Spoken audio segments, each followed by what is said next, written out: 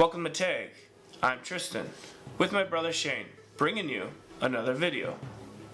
In this video, we power on and go over a few of the options and settings on the Eonon GA2165 car stereo and give you our impressions.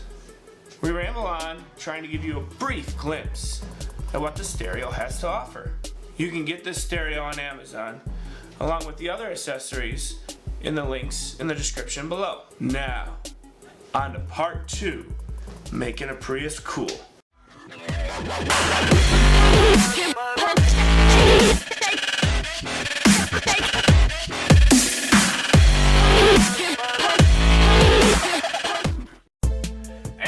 we have hooked this up. And we're gonna see how awesome it is. We can do the honors and boot up this bench tester. It's pretty sweet. We're gonna do another video on this cool bench tester here on Tag Video. We'll build a nice different one. This one's pretty custom, pretty awesome with all lights, as you'll see. We flip around, it's got a nice green display, and it's pretty sweet. When she boots up here, we got our accessory wire and a power wire and then a ground. That's all it's hooked up right now, just to get her booted up. So we won't be able to exactly test out the audio until it's hooked up into the car, but when that is, be all set. As you can see, it has a cool logo. We customized it already somewhat to have our Toyota logo for our Toyota Prius, and that makes it a little better. It'll work just fine. It'll make the Prius more of a custom fun car, the best it can be. And as it boots up, you can see we also have our cool Tag logo here, which you can set up just by hooking up a USB, and it seems like you need a class 10 or higher SD card to make the SD card slot work. We tried a standard SD card slot and that didn't work out very well. But so we ended up going USB. I mean, it worked out just fine. Change your background is pretty easy. I go on to the gallery like you would your phone or anything else, and if you want to customize that stuff in the front, even I can do it. I'm not a tech guy, I'm pretty simple. As you can see here, we got our home menu here. This does not seem to be customizable, so you're kind of stuck with what you have on the home menu. When we move on to the other app settings, there's a few other things here. You got navigation, which we learned that navigation can be in the settings just by going to settings here. Customize navigation app you want. If you're like me, I just use it as Google Maps because I'm lazy. But there are other apps that I've learned out there that can spot cops. What's that app called, Tristan? It's called Waze, and you can also have constructions, detours, and other things put on that app by reporting. You can easily adjust this navigation button to whatever you want. We hit change it from Waze to Maps, back out, hit the home, navigation, pulls up our Google Maps when it was pulling up Waze before. It's nice. And the Waze thing, I'm not a fan of switching things up, but after I've learned some about this Waze thing and talked to some of the people, I'm like, you know, that's kind of cool because I don't like getting caught by the cops. And I try not to speed, but sometimes I'm late for work, going 80 miles an hour, and if you have the Waze there, you know where the cops are. You slow down, wait till you pass that point, and go ahead. I'm not saying you should speed, I'm just saying convenient.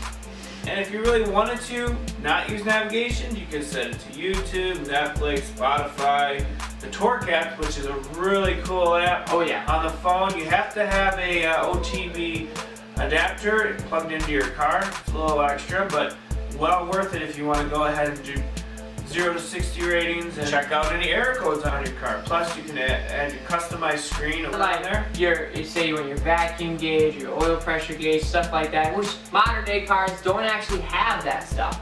Old cars tend to have. Modern day cars, for some reason, they just go with the lights, the warning lights. And you don't have to hook up any, those manual gauges there. And manual gauges are difficult to plug in and put in and make work. And I know I've done this with my car, and it's a challenge because especially with oil pressure and vacuum pressure and how much vacuum you have, no one does that stuff. So to do it, it's just more of a challenge than it's work. But with this, with any car that's got a plug-in, it's all those plugins that they use when they do any data check. So if you go to an auto parts store, they always replug in. It's usually right underneath the dash, underneath the driver's side, on the bottom there, you see a whole bunch of prongs. It's not that big, but that's where you plug it in. You plug one of those things in. They're not that expensive. They're like $20, $30. You can put them in there, then you can get the torque app on here, you can hook it up there, and you can go right to it as long as that thing's plugged in. It's kind of nice, and I think the torque one with those other gauges is better than the progressive app, because unlike that, which makes you drive safer, boring, that will make you drive funner. See how you're braking, how you accelerate, how your gas mileage is, and all the other stuff, vacuum pressure, oil pressure, all that stuff you put on there. That's just convenient for people who are car guys like me. So, it's a cool little app, and I think that's the best feature of this thing besides all the video stuff. I mean, this screen is it's just smooth. It's smooth, and you can see how smooth it goes and how nice it is. It's nice. I mean, I'm not a touchscreen guy, but even I think, wow, that's better than my phone, and that's impressive. If you're familiar with Android, you pretty much power it on. You log into your account. Most everything signs into itself. Like we already got our Gmail. Just by signing in, my Gmail automatically signed into it. You know, you never know. You might get bored. You might be in a traffic jam. You're like, I'm gonna check my email. And the nice thing about hooking up to Gmail is almost everything on Android is by Gmail. It all works together. It's kind of nice to have a system there. So if you log into your Gmail, log in everything like that, you're logged into everything. That's convenient. Sure does. If you want to change that custom logo, it's not in the booklet. Don't know why Eonon did not put that in the booklet, but the code is 126 if you want to know how to get into the factory settings. Like I said, you go to settings, scroll down, all the way down to the bottom here, factory settings, and you're going to have to type in your code. And this is not a reset, this is just simply accessing the settings. 126, done, and OK. And it pops you into your settings here.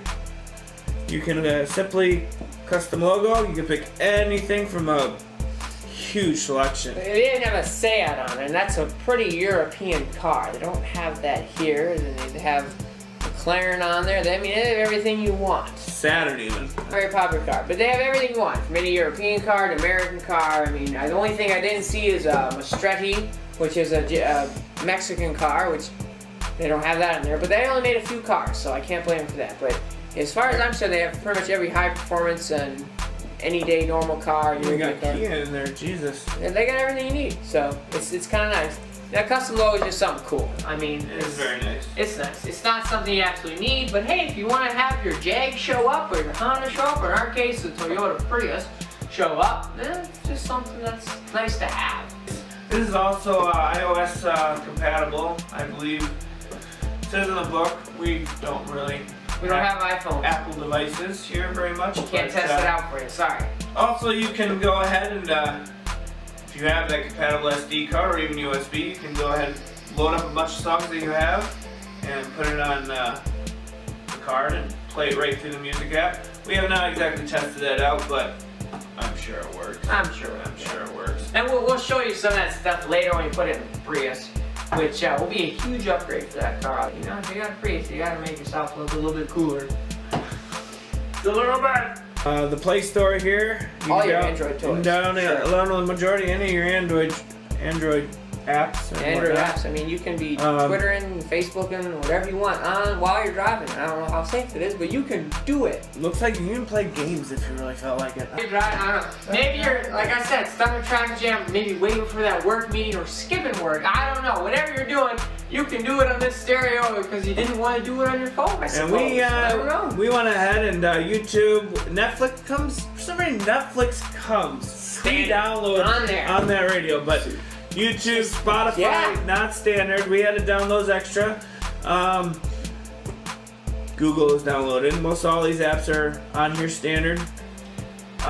You'd hope your passenger's doing all the Google and Netflix and Twitter and Facebook, because I'll tell you, I don't really think I'd want to drive while watching Netflix. And if you're like me and you have TVs in the back of your car, you hook up those extra plugs. They're right there. Your passenger can just watch it as well. Built in, no customized whatsoever. So you can all watch YouTube while you're driving down the road, and driver's supposed to look forward, I guess. Good luck to him.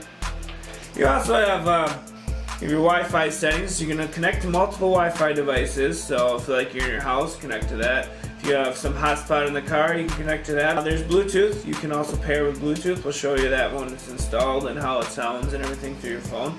But when you already have that Apple stereo here, why do you got Bluetooth connected? It gives you your data usage.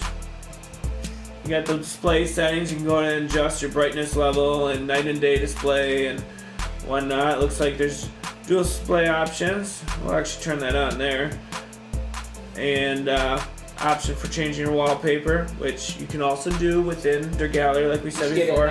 You can change your font settings and your display settings, smaller, larger, or you can adjust, recalibrate the touch sensitivity of the display.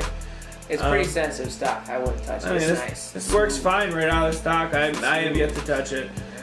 Sound adjustments, you know, volumes, and apparently it's a do not disturb. Who would put do not disturb in a stereo? I'm just saying, this is because it's an Android device. Android though. Yeah, it is. But I'm just saying, it's because it's an Android. The upside is you can update with just like any Android. But it's got silly features like do not disturb. Who does that? It's a friggin' stereo. You do have your home button, your back button. This is your volume buttons. Anywhere in any screen, you can control your volume. Pushing it once mutes it. Pushing it again unmutes it. And anywhere. So you got these pretty much 3 basic buttons: back, home, and nav for a quick shortcut. We got like any Android phone, you can go ahead and tap the app and go through all your apps that are installed on there. There's a screenshot setting. We haven't tested that out yet. It's kind of silly. I'm not sure why you need that. We were downloading some Spotify songs on this, and still got a good amount of room. We've only used about 5.17 gigabytes of 14 gigabytes of storage, so there's plenty of room for whatever you need. 16 seems to be adequate for a stereo. It's pretty good. I mean, you can put over 100 songs on 4 or 5 gigs. I mean, actually, a couple of gigs you can put 100 songs on. Over 1,000 songs. It's 1,000 songs. See, I'm not that. I'm not the tech guy. 1,000 songs on 4.5 gigs. If you need more than 1,000 songs on a road trip, well then you just have no imagination, because that's going to take a goddamn long time to get through all those songs. A long time. I'll say one thing. One thing I like about a stereo, and I am very picky with this, the analog control. I hate having to press to turn up the volume. Yes. These a lot of modern cars have the touch screens or they have the touch buttons. Just give me a freaking dial. Everyone wants a dial. Dial is nice. If you have a dial, well, it's nice for when you go ahead and you connect something that's way too loud, you just turn it down real fast. And it's quick. You know, like if you're a teenager, and obviously most young people are buy this, you want to sneak into your parents' house, but you forgot to turn off your volume. Down it goes. It's convenient, you know? You don't got to get in trouble. You turn the volume down, you pull into the parking lot, and if you're in a Prius, they'll never know you showed up. They'll have no clue. You just showed up. You see a little beep. There you are, no volume. Perfect. They do have a backup and reset option, so if you felt like it, you could back up your stereo to your Android account. Date, time. I think that's pretty much it. Android, stock Android. If you don't know how to use Android, then you must have Apple. There's the amplifier in here. You can adjust for different customizations. They do not have a setting where you can just simply adjust the bass and the treble and whatnot. You actually have to know old style hertz and whatnot to be able to adjust. They have a loudness button, and otherwise, if you don't know exactly what you're doing, you can just simply adjust the standard settings they have it with their settings. I'll tell you, the first 3 lines, the first lines are always important. I remember the old 80s stereo my dad had, which lasted forever. We never messed with the other ones, just the first few. So that's something nice to know. You know, if you're dumb like me, so the first few really loud. Works really well. I think that's about it. Till next time. I'm Shane, this is Tristan. Our gamer guy Trevor's not here, but you're it.